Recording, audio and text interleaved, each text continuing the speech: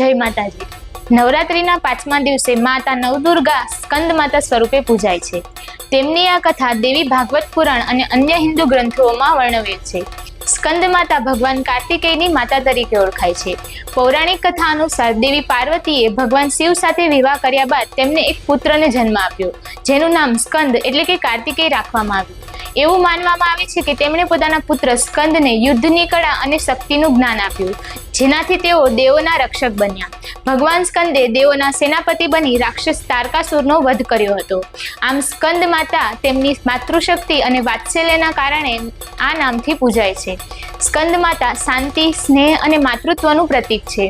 આ સાથે તેઓ શક્તિ અને વાત્સલ્યનું પણ સંયોજન છે।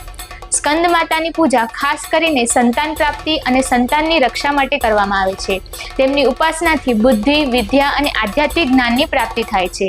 તેમની કૃપાથી ભક્તોના દુઃખ અને ભય દૂર થાય છે અને તેમના જીવનમાં શુદ્ધતા અને સમૃદ્ધિ આવે છે। નવરાત્રિની આવી કથાઓ જાણવા માટે જોતા રહો સીધી ખબર.com।